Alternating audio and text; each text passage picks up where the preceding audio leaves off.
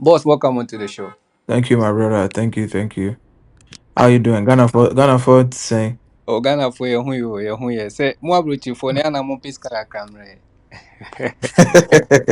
That's right. Baby. Yate. I mean, earlier on now, catch me say, you encountered something weird and strange during your days when you were driving taxi in Ghana before you relocated to Europe. I mean, how was it like? Yeah. My brother. So, I'm a graduate of University of Ghana, Okay, and at the time, when I was still in Ghana, there were no ride-hailing services like Uber or Yango. okay, So the job for this thing was just taxi. The driving job now was mainly taxi and trotro. So my uncle had a taxi that I was driving at the time. okay. And it takes a lot for a university graduate to put aside his shame and drive a taxi at that time because family for be were down for then they'll be saying graduates pound or treat taxi. No. So I mean it took a lot for me to do that at that time. There was this night that I was driving. So at the time I was driving my uncle's taxi, right? Because I didn't want to look for corporate jobs again.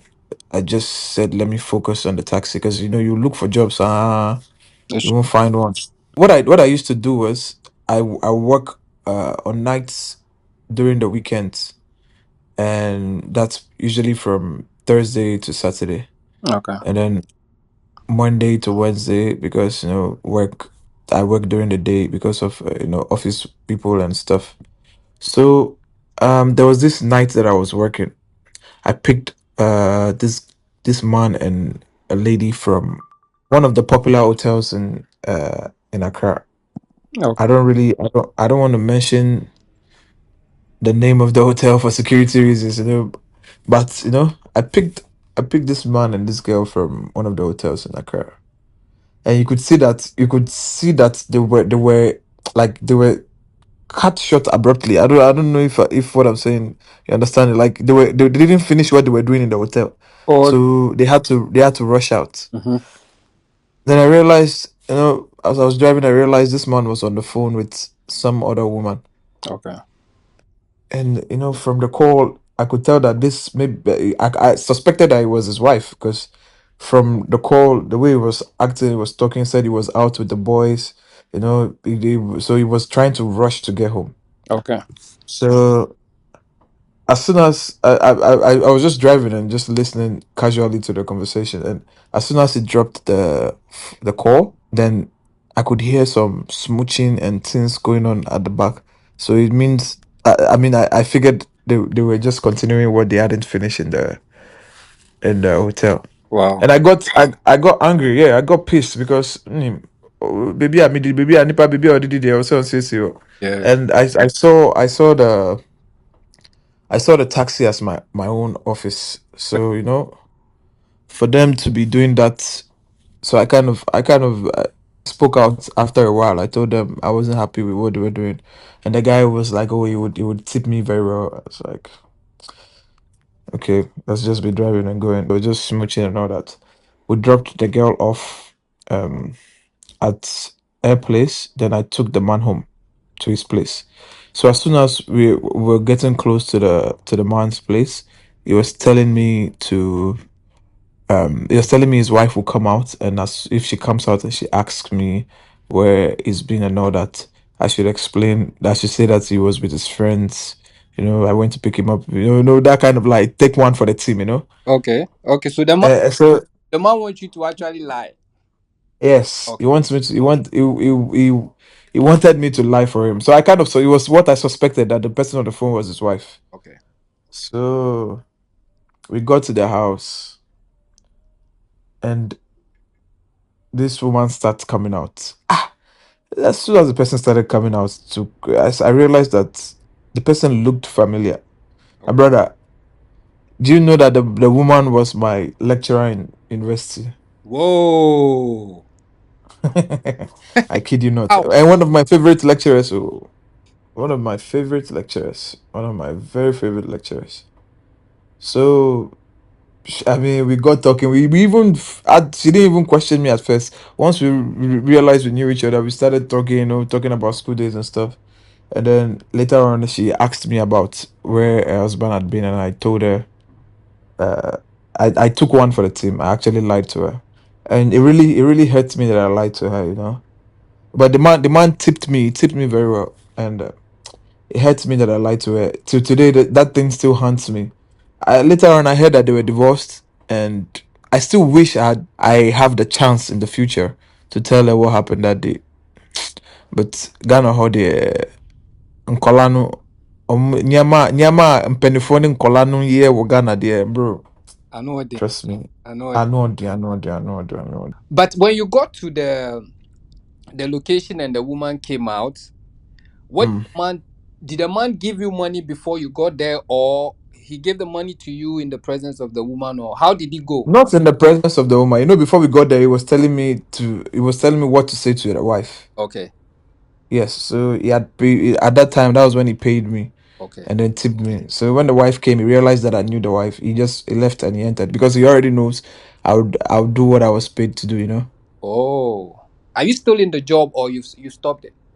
No, no. Now I'm in Europe. I mean, life is better now. I'm hustling and I'm in Europe doing a better job now. Okay. It's just one of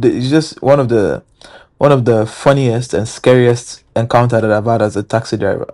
Wow. And I thought about sharing that with you. But when you picked you said when you picked them earlier on from the hotel, it seems whatever they were doing they didn't finish. So were they in a Yes, hurry, or how was it like? they got into the taxi. Hmm. And the reason why I said they hadn't finished what they were doing is, the way they were touching each other, it was like something that was interrupted. When you, as a man, after you finish doing something, usually after all that thing comes out, usually you want to sleep or you just want to relax or rest. Exactly. When you buy the hair, so you know what? Say I'm on the pre on my home or back seat. These people they have unfinished business. So they were actually having sex in the car. Did have sex in the car, and I Wow. spoke up. Yeah, But this is strange. Oh. The man didn't even like, I don't know. Were they not shy? Because I mean you were in the car. they were not shy. They were not shy. Kroma Eshe. I see the girl too fine girl, oh, bro. it, Fine girl. it feel like if it the That's fine girls way, then it cause problem for this town.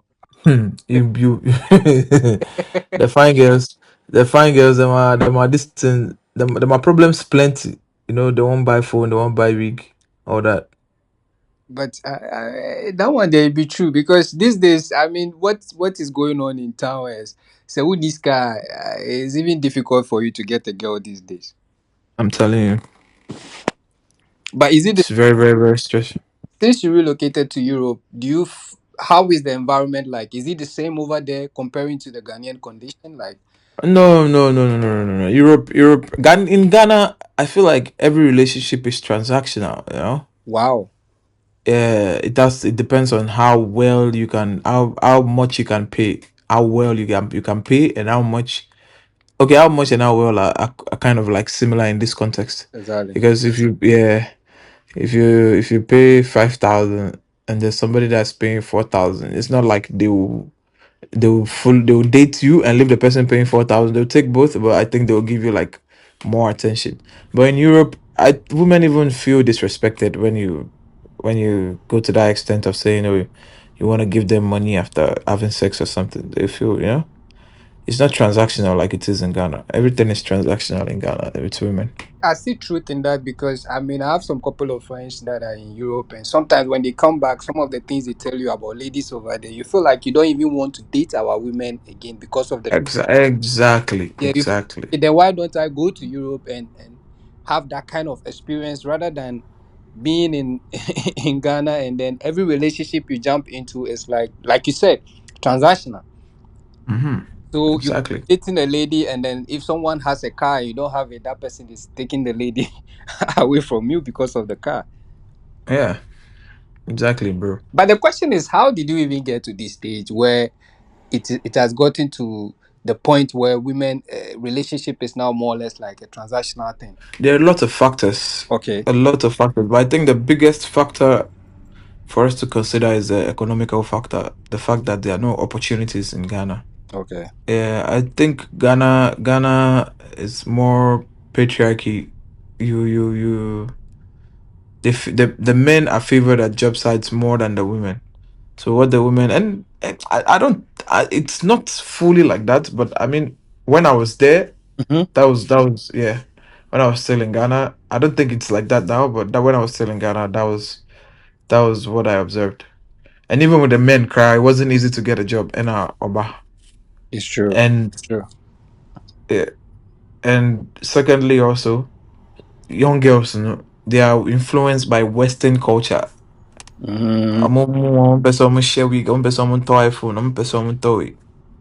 So all those things, man, it makes the person, it brings out the greed in them. We all have a level of greed in us. yeah. If they are copying the Western culture, and the ladies in the West, I'm told, like you said earlier on, when you go to, let's say you invite a lady to a dinner over there.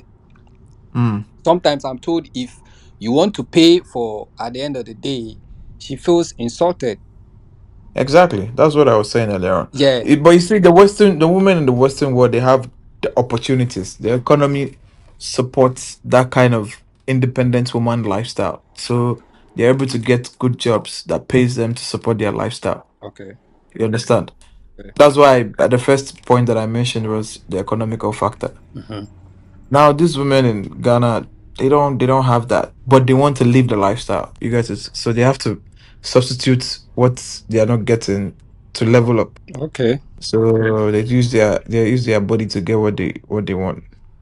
So it means that they are fully dependent on men. But not all of them though, but large percentage of them. Hey, Ghana how they uniska to me fall back papa. I want to even fall back. It's crazy. But you said when you completed university down here, we all know the condition. Finding job is very difficult. But Yeah. relocating to Europe, how was it like? How did you get there? How did you get the job and all that? So that, I mean, people watching, the young people watching out there, that also have dreams to also better their life by relocating to Europe, can know some of few things that they can put together before they get there. So relocation is it's mainly coming as a non-citizen to a country, right? Yeah. And for the first few years, you'll not enjoy the how do I put it? You not enjoy all the privileges that are available for a citizen. Okay. But once you get that citizenship, you're good to go. So I think if you're coming, you need to come with a plan. You need to have a skill at least. Have something that you know you can contribute to the economy to help you work and make money. Hmm. So when you come here, you have a skill.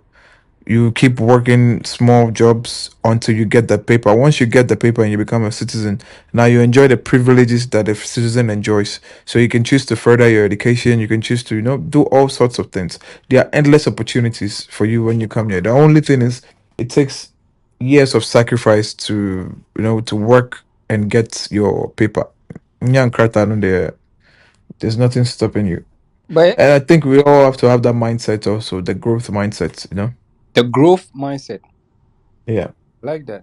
Yeah, so what I mean by the growth mindset is, sometimes we feel so hopeless Hmm. when we are in some certain situations and things going wrong.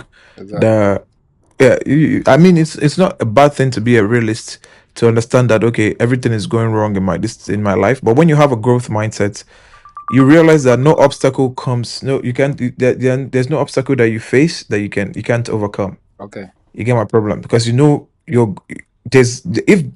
there has to be a solution. And the bigger the problem, the harder the solution.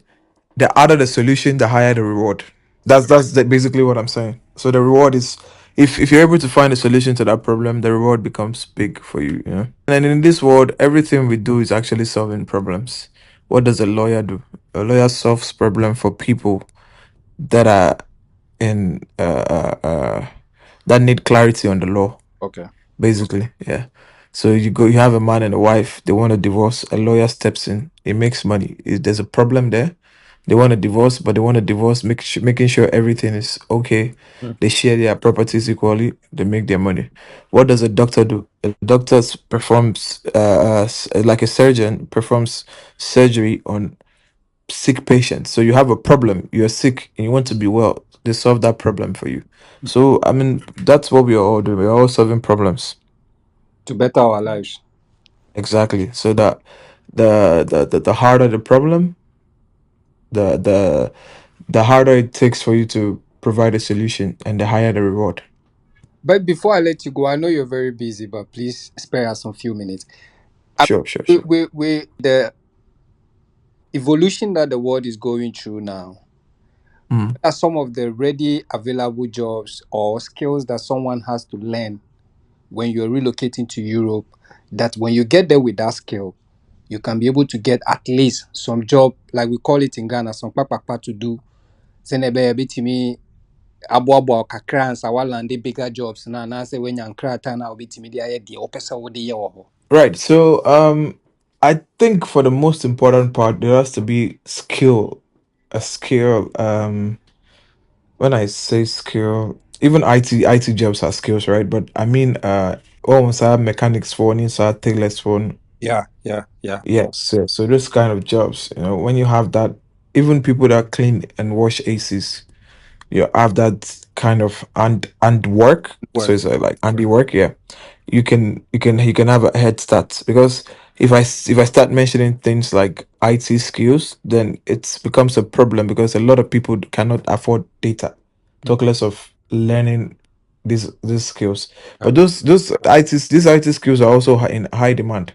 But for you to get a head start, you can learn how to repair cars, how to sew dresses, Mm. and then you move, even hairdress sample, and then you move, and then you have, so you're coming with a plan. You have a skill. After you get your paper, you can actually make that skill into a business, and then you make it bigger. So what if you have, like, let's say a qualification like you had before you relocated over there? You were a graduate before you relocated.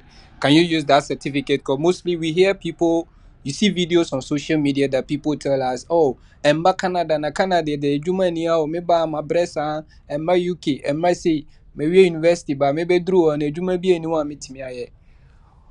How difficult is it blending the two? The Yo. problem with Mhm, having a qualification from a third world country is they feel like you're outdated. oh, So in the first world country, and the leading nations, the developed nations, mhm. they feel like whatever you've learned there is outdated. So with that, what I advise is, with that qualification, once you get there, you need to further, you need to gain extra additional knowledge, Okay. just to top up. You get it? Yeah, I'm listening. Yeah. Yeah. So, but education, and overall, education is a good thing. Having the qualification is good, but when you get there, they really want to know what's in your head, not what you've learnt.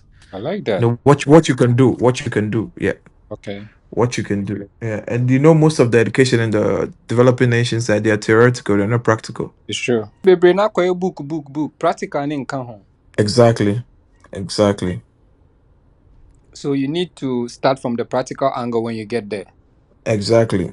Because these days the word everybody is trying to japa from from Africa. So And everybody's trying to run. exactly, everybody's trying because everybody trying to like fight for greener pastures and all that. So that's why I'm asking all these questions so that people get the clarity in case they are watching. And I know a lot of people that watch this show have the aim to travel, especially the young ones and even the grown ups. I mean, want to travel, better their lives, better the lives of their families, and all that. You get it. When you got to Europe with the taxi experience that you had, did you go into the taxi business over there, online, Uber, or I mean, similar? Yeah. So driving is also a skill. So when I got to Europe, I just started driving a taxi, Okay. and that helped me. You know. And Europe, you didn't experience all these weird things that you were experiencing in Ghana. So that's what I'm saying. Every country has its challenge. Okay. You face different challenges for every country, but that story is for another day. Yeah. We'll talk about the Europe one another day. So now, if you see the lecturer that you didn't tell her the truth on that day that the incident happened, where the husband and then another girlfriend were in your car doing their own thing. When do you see the woman these days? Do you come across her, or I mean, do you see her on social media? Man, man, that one. I just heard that they divorced. I heard the wife and the husband divorced, Oh, okay, but I haven't seen it. I'm here trying to make my life better. okay. What would be your final words you would tell the viewers before we wrap up? Well, I'm saying don't stress yourself too much. Just live your life. You know, like my lecturer that was calling her husband, cheats will always be cheats. Liars will be liars. Thieves will be thieves. Wow. Just live your life free of what anybody thinks.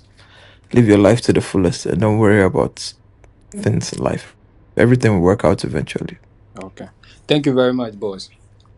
You're welcome, my boss. You're welcome. But boss, you said earlier on that during the taxi days, there were days that you were making money, and there were days that you just took off, like you were not working at all. Was it No, no, I wasn't. I wasn't talking about days where no people make money from taxi jobs in Ghana. I'm telling you, it's. I mean, at the time, people used to make money. I don't know about now because there's Yango, there's Uber and stuff. yeah. But I used to work. Usually, I used to break down my week Okay. into working days and nights. So from Thursdays to Saturdays, I work mostly nights. Mhm. Sundays, church day. Monday to Wednesdays, mostly during the day. Towards the weekend is very busy. Yeah, people like to chill a lot. Wow. And that's where all the Enyaman news see a lot. Exactly. Guys, thank you for watching. My name once again is Dr. Sam. The program is Right in Chat. I mean, let's have conversation in the comment section. Until we meet again, it is bye bye for myself and my boss. Bye bye. Bye.